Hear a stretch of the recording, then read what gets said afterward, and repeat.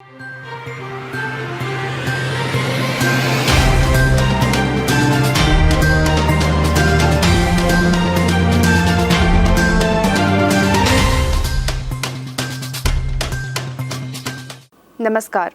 बस्तर की बात में आज आप सभी का स्वागत है। मैं हूं नीलम। आइए चलते हैं आज की हेडलाइंस की ओर। भारतीय जनता पार्टी के प्रदेश महामंत्री केदार कश्यप ने कहा, बेरोजगारी भत्ता बेरोजगार युवाओं के साथ छलावा। नवपदस्थ कलेक्टर विजय दयाराम ने प्रशासनिक कसावट के लिए ली अधिकारियों और कर्मचारियों की बैठक। छत्तीसगढ़ माध्यमिक शिक्षा मंडल ने जारी किया 10वीं और 12वीं बोर्ड के रिजल्ट।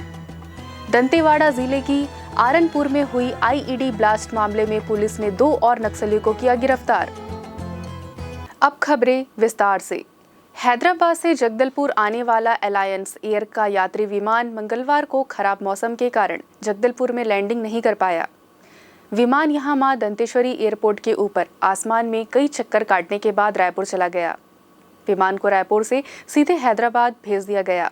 विदित हो कि हैदराबाद से दोपहर में लगभग 1 बजे विमान जगदलपुर पहुंचा, लेकिन तब मौसम साफ नहीं और वापसी में रायपुर से दोपहर 2:45 बजे विमान से उड़ान भरी, तब जगदलपुर में बारिश हो रही थी। इस साल ये पहला अवसर है जब मौसम खराब होने के कारण विमान की दोनों ओर हैदराबाद और रायपुर से आते जाते जगदलपुर में लैंडिंग नहीं हो पाई। पिछले माह 16 अप्रैल को रायपुर से जगदलपुर में रुके बिना विमान सीधे हैदराबाद निकल गया था। जगदलपुर से रायपुर के लिए 44 यात्रियों ने टिकट ली थी, जिन्हें निराश होकर एयरपोर्ट से वापस लौटना पड़ा। हैदराबाद से जगदलपुर आने के लिए विमान में 56 यात्री सवार हुए थे। यहां लैंडिंग नहीं होने से इन्हें रायपुर जाना पड़ा। मिली जानकारी के अनुसार कुछ यात्री ऐसे भी रहे जिन्होंने हैदराबाद से जगदलपुर के लिए निकले थे और वापसी में रायपुर से वापस हैदराबाद पहुंच गए। भाजपा इस माह 3 बड़े आंदोलन करने वाली है। वैसे भाजयुमो का एक बड़ा आंदोलन बेरोजगारी भत्ता को लेकर चल रहा है। अब भाजयुमो भ्रष्टाचार को लेकर आंदोलन करने वाला है। इसी के साथ प्रदेश संगठन तेंदुपत्ता पर प्रदेश भर में बड़ा आंदोलन करेगा। इसको लेकर दिल्ली में बैठक कर रणनीति तय की गई है। महिला मोर्चा को शराबबंदी पर आंदोलन करने का जिम्मा दिया गया है। इसको लेकर मंडलों में 15 मई से 15 जून के बीच चक्का जाम किया जाएगा। प्रदेश में इस साल विधानसभा के चुनाव होने हैं, इसलिए भाजपा का आंदोलनों पर बड़ा फोकस है। प्रधानमंत्री आवास को लेकर राजधानी रायपुर में बड़े आंदोलन की तरह ही भाजपा लगातार ऐसे ही आंदोलन करना चाहती है। इसके लिए 3 आंदोलनों की बड़ी रूपरेखा तैयार हो चुकी है। महिला मोर्चा का शराबबंदी को लेकर बड़ा आंदोलन होगा। इसके लिए महिला मोर्चा की कार्य समिति में फैसला किया गया है कि 15 मई से 15 जून तक भाजपा के 405 मंडलों में अलग अलग दिनों में चक्का जाम किया जाएगा। इसके बाद जहां बूथों में जन जागरण अभियान चलाया जाएगा, वहीं जिलों में चक्का जाम होगा। अंत में राज्य स्तर पर प्रधानमंत्री आवास जैसा बड़ा आंदोलन राजधानी रायपुर में भी किया जाएगा। महिला मोर्चा की प्रदेशाध्यक्ष शालिनी राजपूत का कहना है, प्रदेश की कांग्रेस सरकार ने अपना वादा पूरा नहीं किया है। चुनाव में कांग्रेस नेताओं ने गंगाजल हाथ में लेकर शराबबंदी की कसम खाई थी, लेकिन सरकार में आने के बाद कांग्रेस ने शराबबंदी नहीं की है। दंतेवाड़ा जिले के अरनपुर में हुए आईईडी ब्लास्ट मामले में पुलिस ने 2 और नक्सलियों को पकड़ा है। गिरफ्तारी के बाद आरोपियों को न्यायिक रिमांड पर जेल भेज दिया गया है। ये दोनों आईईडी ब्लास्ट में शामिल थे। इस मामले में दंतेवाड़ा पुलिस पहले ही 7 नक्सलियों की गिरफ्तारी कर चुकी है, जिसमें 3 नाबालिग भी शामिल हैं। बता दें कि अरनपुर में हुए नक्सली हमले में डीआरजी के 10 जवान और एक ड्राइवर की शहादत हुई थी। पकड़े गए आरोपियों से पूछताछ करने और अरनपुर क्षेत्र में सर्चिंग करने पर इस घटना में शामिल 2 अन्य नक्सली सुक्का ताती पिता स्वर्गीय सोमड़ू ताती निवासी पेड़का और पांडु ताती पिता जोगा ताती निवासी अचेली पटेल पारा को भी गिरफ्तार किया गया है। पुलिस के मुताबिक दोनों आरोपी प्रतिबंधित सीपीआई नक्सली संगठन के दरभा डिवीजन के मलांगीर एरिया कमेटी के मिलिशिया सदस्य के रूप में सक्रिय थे। पुलिस अब तक इस घटना में शामिल कुल 9 आरोपियों को गिरफ्तार कर चुकी है। मंगलवार को जिला कार्यालय के प्रेरणा कक्ष में आयोजित समय सीमा बैठक में कलेक्टर ने शासन द्वारा संचालित योजनाओं की विस्तृत समीक्षा की। बैठक में वन मंडल अधिकारी श्री डीपी साहू, जिला पंचायत के मुख्य कार्यपालन अधिकारी श्री प्रकाश, सर्वे अपर कलेक्टर श्री हरीश मंडावी सहित विभिन्न विभागों के जिला स्तरीय अधिकारी उपस्थित थे। बैठक में कलेक्टर श्री विजय दयाराम ने समय सीमा में चिन्ह अंकित किए हुए सभी मामलों का निराकरण समय सीमा के भीतर पूर्ण करने को कहा। ऐसा नहीं करने पर संबंधित अधिकारियों के विरुद्ध कड़ी कार्यवाही सुनिश्चित की जाएगी। उन्होंने जन शिकायत पोर्टल, जन चौपाल पोर्टल और जिला कार्यालय के शिकायत शाखा को प्राप्त सभी मामले शीघ्र निपटाने की बात कही। मुख्यमंत्री हाट बाजार क्लिनिक योजना, चिरायु योजना, आयुष्मान कार्ड आदि योजनाओं की समीक्षा करते हुए इसे बेहतर तरीके से करने के निर्देश दिए।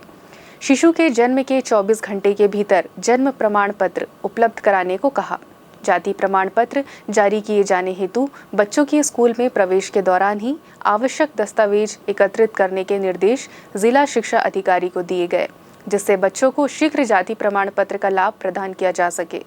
उन्होंने सभी शैक्षणिक संस्थाओं में सी मार्च के माध्यम से दैनिक आवश्यकताओं की सामग्री क्रय करने के निर्देश भी दिए। साथ ही साथ कोदो, कुटकी, रागी आदि लघु धान्य फसलों को बढ़ावा दिए जाने पर भी जोर दिया। इसके साथ ही वृक्षारोपण की व्यापक तैयारी करने को भी कहा। कलेक्टर ने कॉलिंग सहित वनांचलों में बसे पहाड़ों के बीच बहुत अधिक दूरी को देखते हुए प्रत्येक बारे में मितानिन नियुक्त करने के निर्देश भी दिए। केंद्रीय सहकारी बैंक को राज्य स्तर पर प्रस्ताव प्रेषित करने के भी निर्देश दिए। इसके साथ ही उस क्षेत्र में सामाजिक सुरक्षा पेंशन हेतु पात्र हितग्राहियों को चिन्ह अंकित कर सर्वेक्षण करने के निर्देश भी दिए। नवपदस्थ कलेक्टर द्वारा प्रशासनिक कसावट से अधिकारी और कर्मचारियों में कार्य के प्रति लगाव बढ़ गया है। प्रदेश सरकार ने बेरोजगारी भत्ता की पहली किश्त जारी करने के बाद जहां एक ओर अपनी पीठ थपथपा रही है, वहीं दूसरी ओर भारतीय जनता पार्टी इसे बेरोजगार युवाओं के साथ धोखा बता रही है। भारतीय जनता पार्टी ने कहा है कि इसमें इतने कंडीशन कांग्रेस की भूपेश सरकार ने लगाए हैं। इस तरह के कंडीशन से अधिकतर बेरोजगार युवा लाभ लेने से वंचित हो गए हैं। इस संबंध में छत्तीसगढ़ प्रदेश के महामंत्री केदार कश्यप ने कहा, कांग्रेस ने बेरोजगारी भत्ता को लेकर के जिस तरीके से बेहुदा मजाक हमारे युवा साथियों के साथ में किया, युवा साथियों को आंदोलनरत होने की आवश्यकता पड़ी। उसके अलावा भी एक जो युवा साथी है रायपुर में अपने आप को आत्मदाह करके जला लिया और तब भी जाकर के इस कांग्रेस सरकार नहीं जागी। लगभग पूरे प्रदेश में 17 लाख से ऊपर हमारे बेरोजगार साथी हैं। सरकार के जो आंकड़े हैं वो फ्लैक्स में अलग होते हैं और पेपर में अलग होते हैं, भाषण में अलग होते हैं और सदन में अलग होते हैं। सदन में फ्लैक्स में उनके लाखों में होते हैं, इतने लोगों को हमने रोजगार दिया, और जब सदन में आते हैं तो 500 हज़ार की संख्या में ही कहते हैं, सीमित हो जाता है। तो ये इस सरकार की सोच और मानसिकता है। वहीं दूसरी ओर इन्होंने बेरोजगारी भत्ता देने की बात कही है, जो कि पूरे प्रदेश में 70,000 लोगों को देंगे ऐसा कहा है। और वो भी ये कहा कि जो पिछले 2 वर्षों में जो जिनका रोजगार कार्यालय में पंजीयन हुआ होगा, पिछले 2 वर्षों तक हम पूरा प्रदेश कोरोना के काल में गुजरा है और कौन सा रोजगार कार्यालय खुला था ये मुख्यमंत्री जी बताने का कष्ट करें। और उसके साथ साथ ये जो बेरोजगारी भत्ता के लिए आपने जो नियम और जो कंडीशन लाया है, ये कहीं ना कहीं से ये इस बात को साबित करता है कि अंधा बाटे रेवड़ी अपनों ही अपनों को देत। और आपने हमारे बेरोजगारों को ठगने का काम किया है और चुनावी वर्ष देखते हुए आप केवल 70,000 लोगों को चिन्हांकित करने की कोशिश कर रहे हैं और बाकी लोगों को ठगने का काम कर रहे हैं। ये युवा आपको कभी माफ नहीं करेगा। आपने पिछले 4 वर्षों में एक भी रुपया हमारे बेरोजगार साथियों के खाते में नहीं पहुंचाया है। इस बात को लेकर के हमारे युवा साथी आपके रोजगार कार्यालय का घेराव कर रहा है, तालाबंदी करने पे उतारू हुआ है। चलते हैं एक छोटे से ब्रेक की ओर। ब्रेक के बाद मिलते हैं कुछ और खबरों के साथ।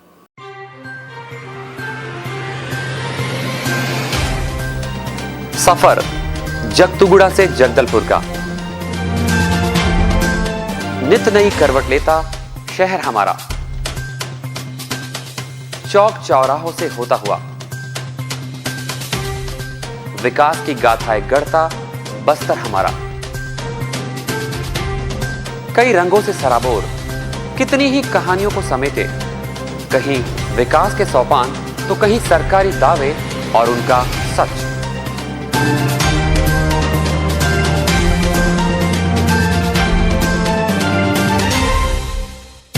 आतंक से दहलते जंगल, जमीन और जीवन, साहस और धैर्य से करवट लेती जिंदगी, राजनीति की चौसर के जाने अनजाने दांव, व्यवस्था की खूबी, कमी और खामी, खूबसूरत नजारे। अब होगी हर बात हमारे साथ, बस्तर की बात।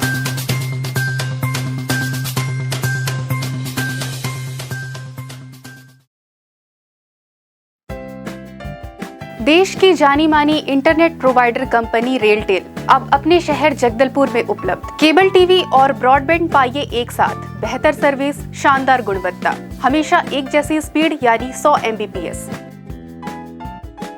लॉन्चिंग अवसर पर पाइए विशेष छूट, राज्य के शासकीय कर्मचारियों हेतु 10% की छूट, साथ ही रेलवे कर्मचारियों के लिए विशेष छूट का प्रावधान।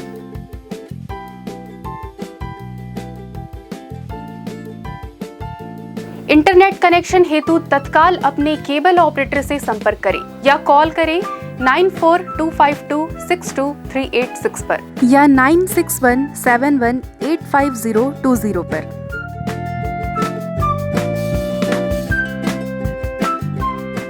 ब्रेक के बाद आपका स्वागत है बस्तर की बात में। आइए लौटते हैं खबरों की ओर। छत्तीसगढ़ बोर्ड ने हाई स्कूल और इंटर के परिणामों की घोषणा कर दी है।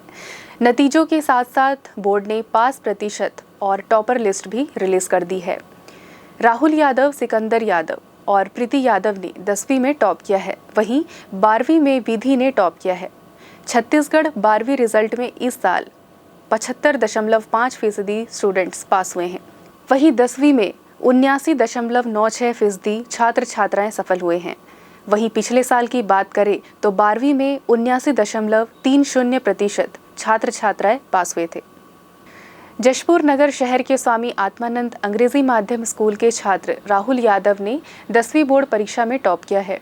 छत्तीसगढ़ माध्यमिक शिक्षा मंडल द्वारा घोषित परीक्षा परिणाम ने 98.83% अंक हासिल किया है। इसी स्कूल के सिकंदर यादव ने 98.67% के साथ दूसरा स्थान प्राप्त किया है। शासकीय महारानी लक्ष्मीबाई कन्या उच्चतर माध्यमिक विद्यालय की छात्रा पिंकी यादव ने 98.17% अंक के प्रावीण्य सूची में तीसरा स्थान प्राप्त किया है। बस्तर जिले में सब इंस्पेक्टर के पद में पदस्थ मनोज तिर्की जी की एक्सीडेंट की खबर आ रही है। बताया जा रहा है कि एक्सीडेंट इतना भयंकर था कि इस हादसे में मनोज जी, उनकी पत्नी समेत 2 बच्चों के मौके पर ही मौत हो गई। गौरतलब है कि मनोज तिर्की बकावंड और बोधघाट थाने के टीआई भी रह चुके हैं। बस्तर में भी चक्रवाती तूफान का असर दिखने लगा है। मंगलवार दोपहर को अचानक आए मौसम में बदलाव के बाद घने बादल छाने के साथ साथ झमाझम बारिश हो रही है। मौसम विभाग से मिली जानकारी के मुताबिक बंगाल की खाड़ी में बने चक्रवात का असर छत्तीसगढ़ के कुछ जिलों में भी देखने को मिल रहा है, जिसके चलते बस्तर जिले में और संभाग के अन्य जिले में भी झमाझम बारिश हो रही है। मौसम में आए बदलाव की चक्रवाती तूफान के रूप में परिवर्तित होने की भी संभावना मौसम वैज्ञानिकों ने जताई है। आगामी 48 से 72 घंटे तक बस्तर संभाग में भी तेज बारिश होने के साथ बिजली गिरने की भी पूरी संभावना बनी हुई है। इधर बारिश की वजह से जहां बस्तर वासियों को तेज धूप और गर्मी से राहत मिली है, तो वहीं दूसरी तरफ किसानों को अपनी फसलों की चिंता एक बार फिर से सताने लगी है। पहले ही किसानों को बेमौसम बारिश की वजह से लाखों रुपए का नुकसान हो चुका है। वहीं अब इस चक्रवाती तूफान का असर 3 दिनों तक बने रहने से किसान अपनी फसलों को लेकर चिंतित नजर आ रहे हैं। मौसम विज्ञानी HP चंद्रा ने जानकारी देते हुए बताया कि एक ऊपरी हवा का चक्रवात दक्षिण पूर्व बंगाल की खाड़ी और उससे लगे दक्षिण अंडमान सागर के ऊपर स्थित है। यह ऊपरी हवा का चक्रवात चक्रवाती मध्यक्षोभ मंडल तक स्थित है। सोमवार को इसके प्रभाव से इसी क्षेत्र में निम्न दबाव बना, उसके बाद आगे प्रबल होकर अवदाब के रूप में दक्षिण पूर्व बंगाल की खाड़ी और उससे लगे दक्षिण अंडमान सागर के ऊपर चक्रवात बना हुआ है, जिसकी वजह से इसका असर दिखाई दे रहा है। मौसम विज्ञानी ने बताया कि ये चक्रवात और प्रबल होकर चक्रवाती तूफान के रूप में परिवर्तित हो रहा है, जिससे अगले 3 दिनों तक इसका प्रभाव पड़ने की पूरी संभावना है। आज बस्तर की बात में बस इतना ही। फिर होगी आपसे मुलाकात कुछ और खबरों के साथ। तब तक के लिए दीजिए इजाजत। नीलम को नमस्कार।